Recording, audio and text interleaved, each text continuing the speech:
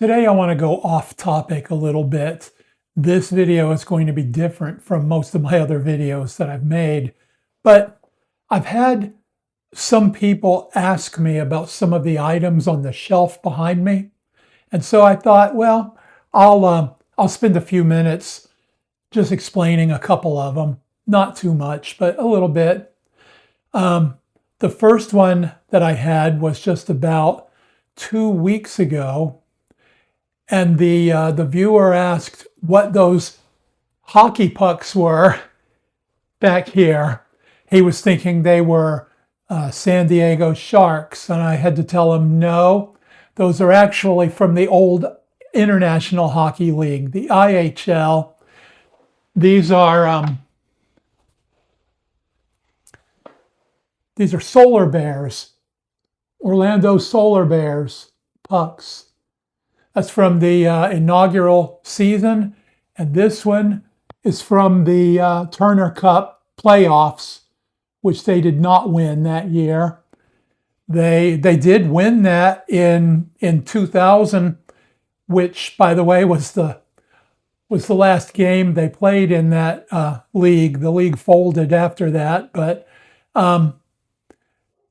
anyway, I even told him I'll wear my Solar Bears jersey when I make the video. So there you go. Orlando Solar Bears.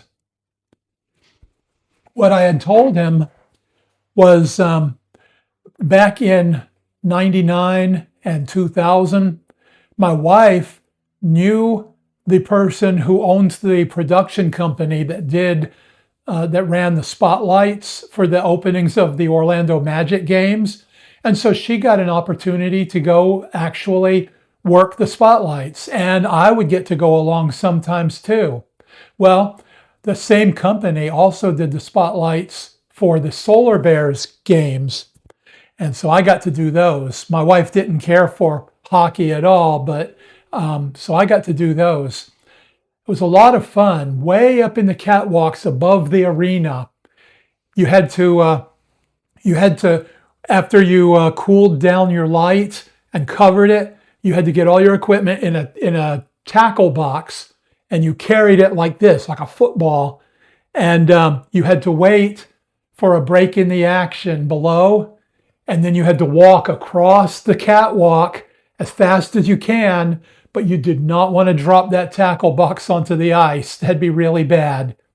So you were way up above the Jumbotron. So you're looking down at the Jumbotron, which most people have never been up there. So I felt very privileged to be able to have the opportunity. But for someone like me that has acrophobia, that wasn't good walking across that catwalk. I just looked straight ahead, held my box, and made it across as fast as I could. Anyway, so that's the story. Oh, come on. My pit bull just came in. Hold on. Okay, sorry, back. Yeah, my pit bull was outside and she wanted in. It's really hot today, so it's like in the mid 90s. Which reminds me, the viewer who asked me about the hockey pucks, he also asked, oh, how long have you been into hockey? I told him, man, I'm from Central Florida. I've lived here my whole life. There was no hockey down here. Growing up, I never saw hockey until the Solar Bears started playing, and then I got into it a little bit, but you know, the jersey is it's autographed by most of the players, but you know, I'm not really a collector. Maybe it would have had some value had I, not washed it. But look, I wear this thing. I still wear it about maybe a couple of times a year when it's cool weather out, because it's just a fun jersey. But into hockey, I wouldn't say I'm into hockey. But that's the hockey pucks. The next thing, I've had a couple of people ask about this, or not so much ask about it, but comment about it. And that's my Svengoolie bobblehead. Check it out. Sven Ghoulie. He does. If you're not familiar with Sven Ghoulie, he he does a show kind of like, you remember the old Elvira shows where she'd show, cheesy horror movies, and she'd be on, making some little comedy quips or something. Well, that's Sven Ghoulie too. He's got his cast of characters on the show, and they watch, old horror and sci-fi movies, and they interject their own comments in between, and it's a lot of fun.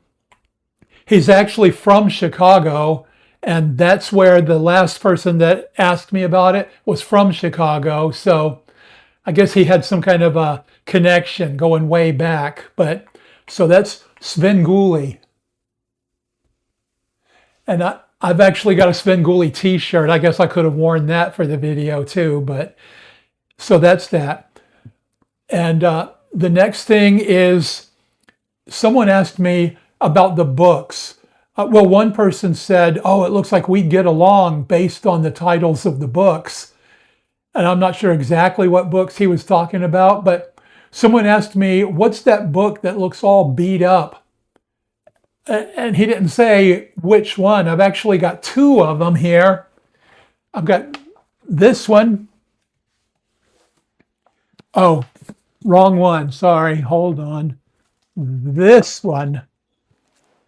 This one, yeah, it's kind of beat up on the bottom. It's Raiders and Rebels. I'm getting a lot of glare. Raiders and Rebels, the golden age of piracy. This thing was, my dad had it, and after he passed away back in '99, I thought, it sounds like a pretty cool book. It's got a lot of a lot of pages in it with a lot of small writing, but it's something to just kind of browse through. I have not read it all the way. It's a little too involved for that. But yeah, there's another one. But the other book they could have been talking about that's beat up is this one. This one is very interesting. I don't even remember exactly where I got it. I don't know. It may have belonged to my wife's grandmother at one time, but it's the little, it is the Little Pictorial Lives of the Saints.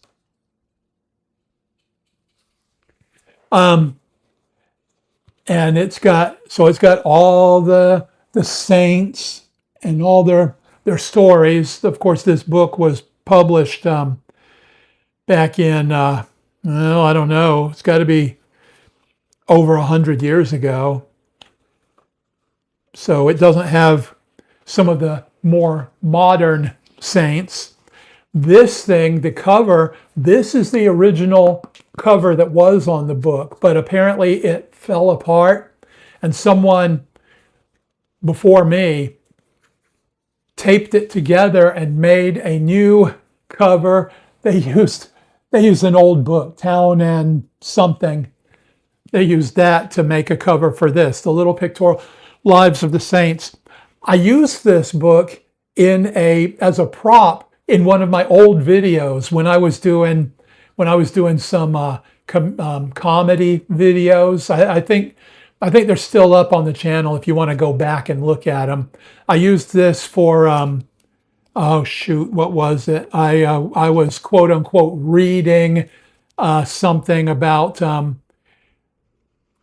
I believe it was the one about the Voynich manuscript, and so I think that's the one of them. Anyway, I was using this to read some of my dialogue from, it's just, I used it for a prop, but it's a cool book. I can tell you right now, I'm never going to read this thing. Look at this. The print is like, it's like so small, and there's like 700, there's like 700 pages in it or something. No, I'm not getting through that on a weekend. So maybe one day I'll just peruse it. It's an interesting book. I like old books. The last thing that I want to talk about, it's another one of the books. These two right here. But let's just talk. We'll just talk about this one. This is Say Goodbye by Say Goodbye by Robert Capko. It's that actually that's a friend of mine, the author. So he signed it for me.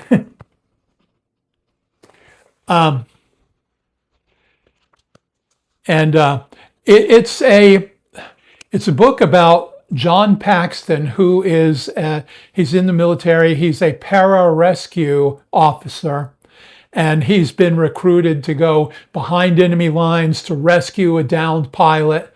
And it's very realistic. And well, because I mean, the author was in the Air Force, and you know, he knew this stuff. But the book itself, it's really riveting. I've got to tell you, I could see it being picked up as a movie at some point.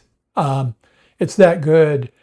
It's along the lines of what's his name? The other author that does, Tom Clancy. It's kind of along those lines, I guess. It's that type of book. And the other one is a sequel to it. But start with this one, and you'll get a background of the characters. So that's what I got for today. Like I said, this was off topic, and if you don't watch it, that's fine. Hopefully, if you did have some questions about the stuff behind me, now you know. But thanks for indulging me, and I'll talk to you later.